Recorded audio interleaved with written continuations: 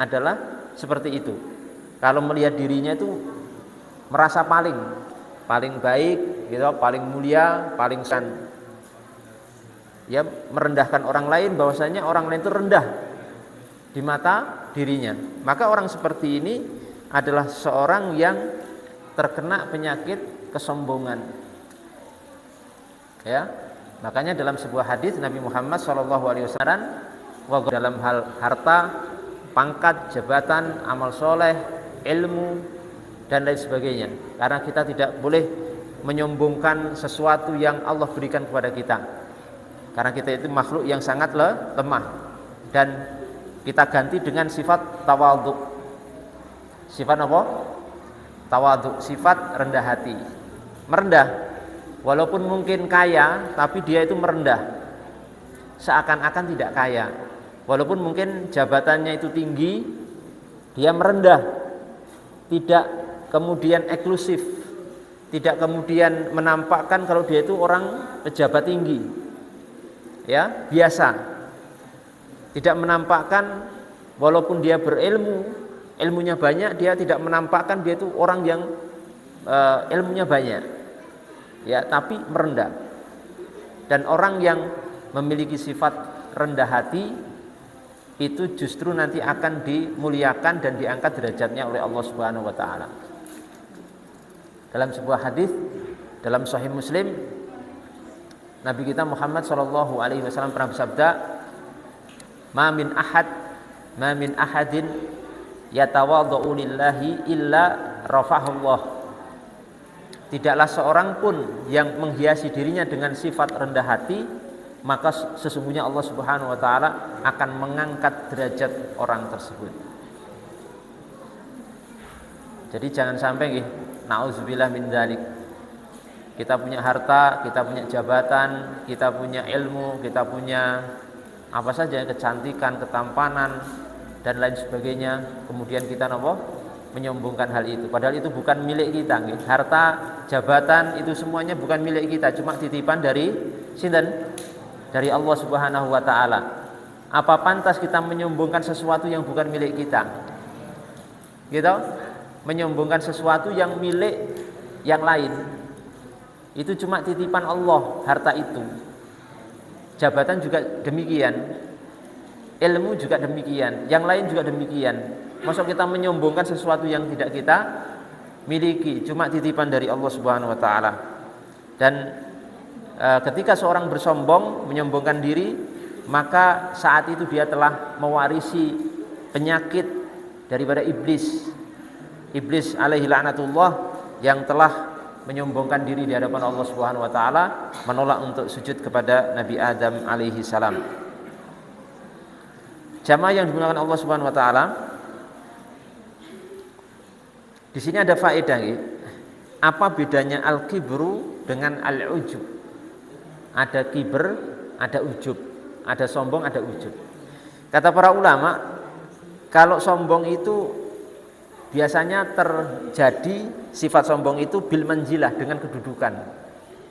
Jadi misalkan seorang yang punya kedudukan tinggi, jabatan, pejabat, atau mungkin seorang yang punya nasab, seorang yang punya kedudukan atau prestise di masyarakatnya itu lebih, nah itu namanya sombong. Sombong itu biasanya berkaitan dengan jabatan atau kedudukan. Kalau ujub itu biasanya dengan fadilah, dengan keutamaan, dengan sesuatu yang dia memiliki kelebihan. Ya, dengan kelebihan. Si A punya harta banyak, itu kan kelebihan. Dia sombong, itu namanya ujub. Si B itu punya jabatan tinggi, dia sombong. Dulu misalkan waktu jadi orang biasa kenal sama orang-orang di sekitarnya. Setelah jadi camat misalkan pura-pura tidak kenal dengan orang-orang di sekitarnya. Ini namanya sombong. Itu namanya Itu namanya sombong karena berkaitan dengan kedudukan. Tapi kalau dengan fadilah, kelebihan, itu namanya adalah al-ujub. Demikian dijelaskan oleh para ulama kita. Jamaah yang dimuliakan Allah Subhanahu wa taala. Ini yang pertama, kemudian yang kedua, Sifat jelek yang kedua yang harus dihilangkan adalah wal hirs. Sifat apa? Sifat ambisi. Sifat ambisi dan rakus kepada dunia. Sifat dan watak atau perangai ambisi atau tamak kepada dunia. Niku sifat tercela. Tercela sekali. Nah, cara mengobati dan menghilangkan sifat tamak dan ambisi kepada dunia. Ambisi dunia niku apa maksudnya? Seorang hidup di dunia itu cita-citanya dan tujuan terbesarnya hanya untuk menumpuk-numpuk dunia. Menumpuk-numpuk harta terus sampai mati. Itu tercela sekali. Al-hirs wa tamak kepada dunia. Lah, cara mengobatinya dengan cara apa? Kula panjenengan melakukan menghiasi diri dengan sifat bil qanaah. Wal khirsu bil qanaah.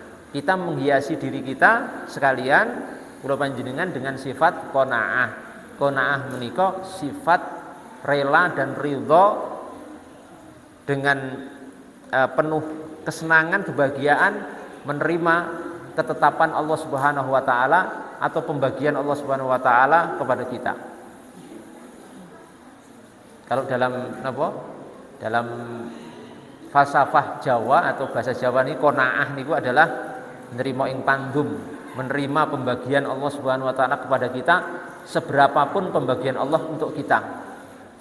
Baik banyak atau sedikit, baik banyak, sedang atau sedikit sekali, kita terima hal itu karena kita beriman kepada takdir Allah Subhanahu wa taala untuk kita. Bahwasanya Allah Subhanahu wa taala memang membagi rezeki kepada para hambanya itu tidak sama, tidak dalam level yang sama. Ada yang mungkin kaya sekali, ada yang kaya, ada yang sedang, gitu, ada yang miskin, ada yang miskin sekali, bahkan ada yang sangat kurang sekali. Sebagai hamba yang beriman, kula panjenengan berusaha untuk apa? Menerima qanaah, menerima hal itu karena memang itu merupakan pemberian Allah Subhanahu wa taala. Makanya napa enten di rukun iman itu enten iman kepada napa? Takdir. Antuk mina bil qadari khairihi wa syarrih. Beriman kepada takdir Allah Subhanahu wa taala. Makanya disebutkan di sini wal qanaatu hiyar ridha bil qismah. Qanaah menika maksudipun ar-ridha, rela bil qismah dengan pembagian Allah Subhanahu wa taala.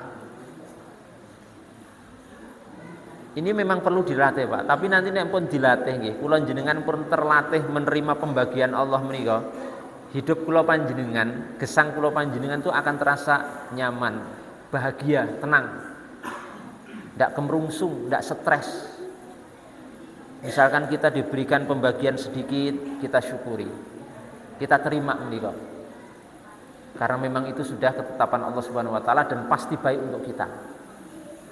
Pasti napa? Baik. Mungkin ada hikmah yang kita tidak tahu. Kenapa Allah cuma memberi rezeki saya cuma sekian ya? Itu si A si B ndak sholat malah kaya. Enten mboten ngoten niku. Mboten sholat uripe meletre, bahasa Indonesia. Uripe meletre malah sugih. Usahane lancar. Tokone nggih gede. Gitu, usahane melimpah. Kenapa kemudian saya sing sudah taat pun sholat menembah kepada Allah Subhanahu wa taala, mendekat kepada Allah kok malah tambah melarat, malah tambah miskin. Seperti ini mungkin muncul ya di pikiran kula panjenengan. Terus mungkin godaannya setan kita mungkin terus digoda, Pak, digoda suruh meniru si amawon sing uripe mletre tadi, mboten salat, maksiat, Ramadan nggih mboten poso, mboten zakat, hidupnya penuh dengan kemaksiatan. Digoda oleh setan kita untuk meniru itu supaya napa? Lho buktine si A itu walaupun hidupnya maksiat tapi dari sisi napa? Dari sisi materi dunia diberikan begitu banyak oleh Allah Subhanahu wa taala. Ini mungkin muncul. Lah, kula panjenengan itu berusaha untuk melawan niku. Intine tiang beriman menika hidup di atas sifat ridho, sifat menerima dan rela terhadap pembagian Allah Subhanahu wa taala. Kenapa? Awit kula panjenengan kita menika, kita niki salat ibadah kepada Allah niku bukan untuk kaya, Pak. Harus diluruskan riyen menika. Nggih. Kula panjenengan menika ibadah kepada Allah, salat misalipun puasa Ramadan, taat pada Allah niku bukan untuk kaya, tapi untuk beribadah kepada Allah Subhanahu wa taala untuk kepentingan kita kelak di hari kiamat di akhirat kelak. Itu maksudnya seperti itu. Makanya ibadah itu kan lillah gitu, untuk Allah gitu. Ada pembahasan ikhlas karena memang bukan untuk selainnya, bukan untuk tujuan yang lain, tapi untuk Allah Subhanahu wa taala.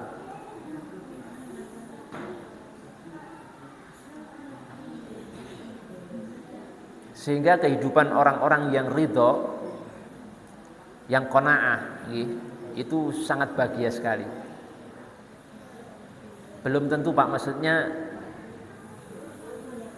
materi atau dunia niku bukan sesuatu yang menjadi parameter ukuran kebahagiaan seorang secara mutlak. Artosipun ngeten, belum tentu orang yang terpenuhi materinya belum tentu menikah menjadi orang bahagia dunia akhirat, belum tentu. Yang menentukan kebahagiaan kula panjenengan di dunia ini itu adalah sifat bersyukur, sifat syukur dan sifat qanaah tadi. Yang ada orang-orang yang mungkin materinya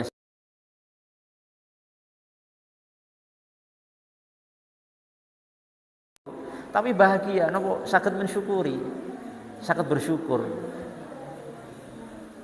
saged qanaah, nerima ing pandum, nerima pemberian Allah Subhanahu wa taala kepadanya. Karena kalau kita sudah al-hirs, terus hinggapi penyakit al-hirs, tamak kepada dunia, hidupnya niku habis untuk dunia, Pak. Materi terus yang dipikirkan. Nanti wong namanya dunia niku kan mboten enten enteke gitu, tidak ada habisnya. Dalam hadis Nabi niku seandainya seorang itu punya satu lembah emas, pinten satu lembah napa emas, dia akan mencari emas yang kedua. Sudah punya 2 lembah emas, dia akan mencari lembah emas yang ketiga. Dan itu tidak akan pernah berhenti sampai dia napa masuk liang kubur. Dunia niku semakin dicari, semakin pencarinya itu akan semakin berambisi. Ibarat panjenengan meminum air laut. Panjenengan haus, kehausan, tapi minumnya air laut. Semakin panjenengan minum air laut itu panjenengan semakin haus. Bukan semakin hilang kehausan panjenengan, tapi semakin apa? Haus, semakin haus dan semakin haus, semakin panjenengan minum air laut terus, nanti jenengan akan semakin haus dan akhirnya meninggal karena mungkin usus kula panjenengan akan hancur, brodol karena meminum air laut yang mengandung garam. Nah, dunia niku permisalannya nggih seperti itu. Semakin kita ambisi, mencari terus. Jadi nek jenengan iki ya mungkin kula jenengan iki memang takdire dadi wong ngeten-ngeten ini iki mawon iki. Dadi wong rada-rada kurang niku jane hikmahe nggih kathah. Belum tentu jenengan niku nek misalipun dadi wong sugih, kelingan masjid niku belum tentu, Pak. Belum tentu niku. Jadi memang takdire malah dadi rada miskin ngeten iki. Oh, biasanya wong sengsara niku gampang napa? Kelingan kali sing kuwasa. Wong sengsara. Makane wong lara niku biasane nek sambat pripun? Astagfirullah. Nek sambat pas lara kan sambate astagfirullah. Yang dipanggil nggih Allah Subhanahu wa taala. Pas lara niku sing dipanggil-panggil nggih Allah, Pak. senes hartane, senes napa pangkate, senes napa kanca-kancane, mboten, tapi sing dipanggil nggih Allah. Ya Allah, astagfirullah, la ilaha illallah. Pas lara niku. Artinya kadang kemiskinan kula panjenengan menika menjadi hikmah napa kula panjenengan itu gampang mendekat kepada Allah ngoten lho. Gara-gara miskin, gara-gara kurang, gara-gara hidup pas-pasan niku malah niku menjadikan kula panjenengan gampang mendekat kepada sinten Allah Subhanahu wa taala. Dados monggo kita berusaha untuk itu. Boleh silahkan mencari materi atau dunia, tapi jangan sampai ambisi. Yang dilarang niku ambisi. Ambisi niku pripun maksudnya? Wa al istihadu fi syai'in yatlubuh. Seseorang niku berusaha sungguh-sungguh menghabiskan waktu, menghabiskan umuripun hanya untuk mencari sesuatu yang dia kehendaki. Pokoknya targetnya duwe Alphard, nek rung duwe Alphard orang leren. Gitu. Kayak Alphard setunggal gitu, bisa kurang tambah Alphard kedua. Alphard ora marem tambah Ferrari, wis pokoknya terus seperti itu. Makanya kadang rata-rata orang-orang, coba jenengan perhatikan orang-orang yang berjuis itu ya, orang-orang sing miliarder, ya artis, pengusaha besar itu rata-rata tidak mungkin Pak punya mobil satu, tidak mungkin. Mobilnya 12 gitu, 10, 8, mesti ngoten. Rata-rata seperti itu. Enggak mungkin orang punya harta triliunan kemudian punya mobil satu mboten. Karena memang hawanya seperti itu, Pak. Hawanya dia akan terkondisikan untuk ambisi. Ya mungkin ada ya, mungkin sing orang kaya tapi sederhana enten, tapi rata-rata tidak seperti itu. Mesti dia akan berambisi untuk itu. Tapi bukan berarti di sini kula panjenengan umat Islam niku dilarang untuk jadi orang kaya, mboten. Sing dilarang niku ambisi. Tapi nek menjadi kaya tidak dilarang. Kita kerja keras kemudian akhirnya kita kaya tidak dilarang. Yang dilarang niku ambisi kepada dunia yang kemudian nanti dengan ambisi menika tujuan akhirat untuk kehidupan sesudah mati, untuk melanjutkan kehidupan di alam barzah niku sampai terlupakan. Menika yang tercela. Kalau kaya nggih alhamdulillah. Jenengan seneng sugih napa miskin? Ya, pripun? Sugih, Ustaz. Kita pun sepakat nih.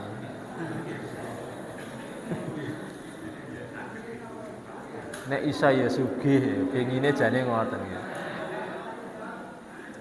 Nggih mboten napa-napa, cuma sekedar berangan-angan dadi wong sugih nggih.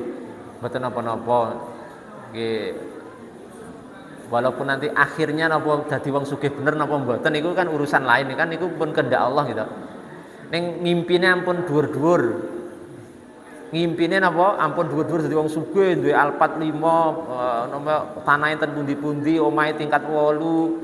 Gitu duwe perusahaan mboten terlalu tinggi. Mungkin nek mboten tercapai jenengan jiglok langsung mati. Benten nek misalnya angen-angene niku sak meter, nek jiglok nggih tesih aman. Nek terlalu angen-angene sundul langit jiglok pisan langsung napa? Mati. Mboten tercapai stres. Stres terus stroke. Gitu. Seperti itu. Karena rata-rata orang yang seperti itu pikiran, Pak. Pun to dinikmati mau jenengan gadah napa to? Ontel. Alhamdulillah sing rencange sing mungkin orang lain mungkin mboten ndak punya napa ontel. Kula panjenengan punya sepeda motor alhamdulillah. Itu loh sing lainnya mung punya ontel. Ngoten, pemikiran itu kalau dunia lihat ke bawah, akhirat lihat napa? Ke atas. Dijamin urip gesang kula panjenengan menjadi hamba yang berbahagia dunia akhirat kalau kita bisa menerapkan niki.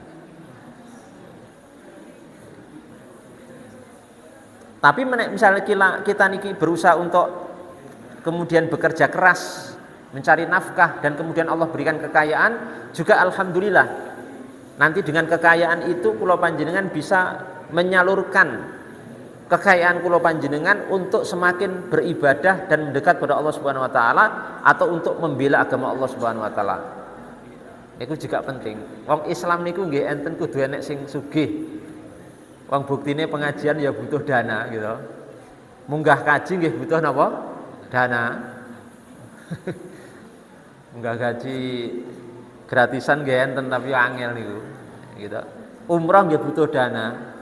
Wong niki agek tuku buku ngeten iki nggih perlu dana. Gitu. Perlu dana, Pak. Jadi Islam itu juga butuh orang kaya. Tidak masalah. Yang terlarang itu ambisi. Bahkan ketika Allah Subhanahu wa taala memberikan kekayaan di tangan orang yang solih, itu adalah nikmat besar. Karena ketika kekayaan itu di tangan orang yang jelek, niku nanti akan bermudarat. Tapi kalau di tangan orang yang tepat, yaitu orang-orang solih, maka kekayaan materi dunia itu akan bermanfaat untuk umat manusia, khususipun kaum muslimin dan agama Allah Subhanahu wa taala.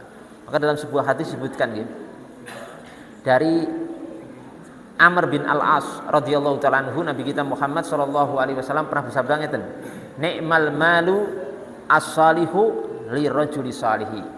Bahwasanya sebaik-baik harta itu adalah harta yang berada di tangan orang yang solih. Tiang niku nek solih tur sugih, atau dibalik nggih, sugih tapi solih, soleh wangi, sugih ning soleh, benten. Berbeda dengan orang yang kaya tidak soleh. Karena kekayaan yang di tangan orang tidak soleh niku nanti napa penyalurannya hanya untuk maksiat, nggih, untuk minum-minuman, untuk judi, untuk zina, untuk seneng-seneng tok di dunia ini. Tapi ketika harta menika di tangan orang yang soleh, maka harta itu akan dialokasikan untuk hal-hal yang bermanfaat dunia akhirat, memberi manfaat untuk umat Islam, memberi manfaat untuk agama Allah Subhanahu wa taala. Untuk membangun masjid, Masya Allah, alhamdulillah ya, bangun masjid, untuk misalkan pondok pesantren, untuk pengajian, untuk bantu anak-anak yatim, anak-anak terlantar, janda-janda miskin, untuk orang-orang yang kurang beruntung, gitu. Itu luar biasa. Makanya di zaman sahabat niku nggih, sahabat Nabi niku enten sing miskin banget, namine Ahlus Suffah. Sampai tunawisma, Pak, niku Ahlus Suffah niku tunawisma, mboten gadah omah, ndak punya rumah, Pak. Tidurnya enten pundi? Ten Masjid Nabawi. Maka dikatakan Ahlus Suffah. Makane pripun? Makannya mereka niku Ahlus Suffah menunggu kiriman orang-orang dermawan memberi makan, minum ke masjid. Tunawisma, ini enten sahabat sing seperti itu, namanya Ahlus Suffah. Tapi nggih enten sahabat Nabi yang kaya, Abdurrahman bin Auf, luar biasa kekayaannya. Sahabat Utsman bin Affan, luar biasa napa kekayaannya. Tapi mereka ini kaya raya, tapi mereka gunakan kekayaan itu untuk membela agama Allah Subhanahu wa taala. Makanya enten akhirat mengke orang-orang kaya yang seperti ini akan menjadi orang-orang beruntung. Seperti sahabat Utsman bin Affan, ketika Nabi Muhammad SAW niku jihad fisabilillah kehabisan dana. Nabi Muhammad itu kemudian buka donasi, Pak. Buka donasi, mengumpulkan sahabatnya, dikumpulkan semua yang ribuan itu. Terus Nabi Muhammad itu ngeten, ini kita membutuhkan dana untuk perang fisabilillah. Mungkin di antara sahabatku ada yang mau infak fisabilillah. Niku mboten enten, Pak. Yang bersuara sitok pun mboten enten. Meneng kabeh. Sahabat niku mungkin ya ora ndek duit tenanan iki. Wis perang jihad ijik napa kon ngetokke biaya untuk jihad. Ndak ada, Pak, yang berbicara sing ngacung setunggal pun mboten enten. Satu pun orang mboten enten yang mengangkat tangan untuk bantu donasi. Satu-satunya sahabat yang ngacung niku cuma satu, sinten? Utsman bin Affan. Saya, wahai Rasulullah, Utsman bin Affan tok dari ribuan sahabat niku cuma satu sahabat, Utsman bin Affan. Sekian dinar, 300-an dinar. Terus tesih kurang niku, masih kurang. Akhirnya siapa lagi yang menyusul? Kata Nabi Muhammad SAW, tidak ada juga Pak, diam semua sahabat niku. Yang ngacung kedua niku nggih sahabat Utsman bin Affan. Saya lagi wahai Rasul. Sampai ketiga niku nggih tidak ada lainnya. Semua sahabat terdiam. Yang ngacung nomor 3 pun kembali sahabat Utsman bin Affan radhiyallahu anhu. Sampai akhirnya dari sahabat Utsman niku 3 kali donasi niku terkumpul 1000 dinar. Mungkin mangkrus dhewe ngene. 1000 dinar itu berapa rupiah? Sing genah wakeh nih. Nggih. Sampai akhirnya donasi dinare sahabat Utsman bin Affan itu dikantongi Nabi, dibawa masuk rumah. Terus Nabi ngomong ngeten. Seandainya setelah ini Utsman bin Affan tergelincir dan jatuh ke dalam dosa, maka dia telah diampuni oleh Allah Subhanahu wa taala. Jadi mboten mempan. Bar infake niku seandainya karena manusia nggih, sahabat niku juga manusia. Seandainya setelah ini Utsman bin Affan niku melakukan satu kesalahan atau dosa, maka dosa dan kesalahannya itu sudah terhapus.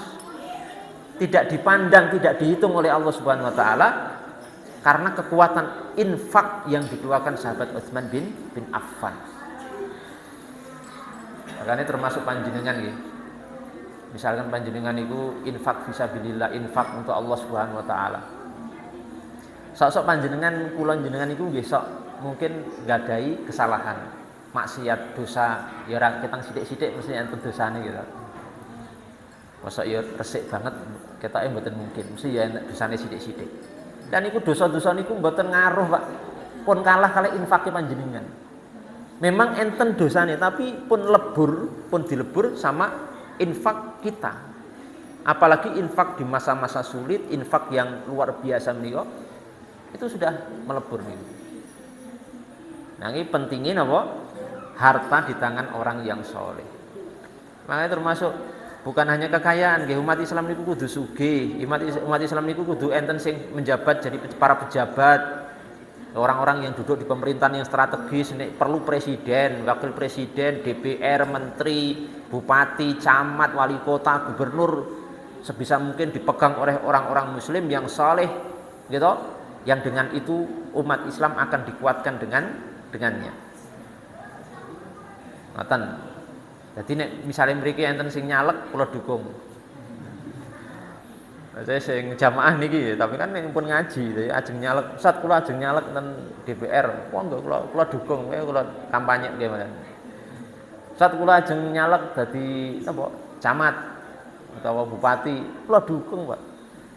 Penting umat Islam bupatine pengajian king pundi? Dongeng, luar biasa. Gitu? Luar biasa.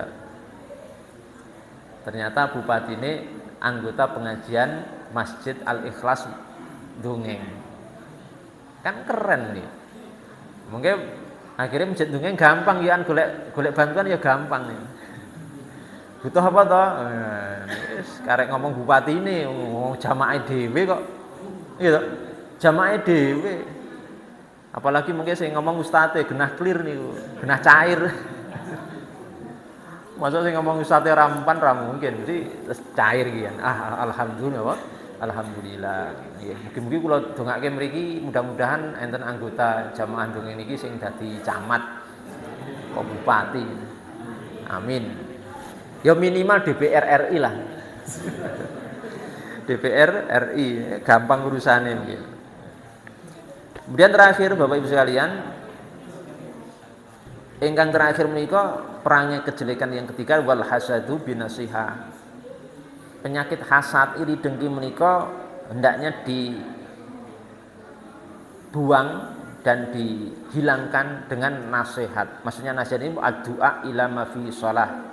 Berusaha untuk berdoa kepada sesuatu yang bermanfaat, wa nahyu amma fihi al-fasad, dan berusaha untuk mencegah diri dari berbagai hal yang merusak. Kula panjenengan menika menawi melihat saudaranya mendapatkan nikmat dari Allah, Yo nikmat sugih, nikmat jabatan, nikmat bisa beli mobil, bisa punya rumah bagus, bisa ini bisa itu. Kula panjenengan ampun hasad, ampun iri, ampun dengki, ampun serai.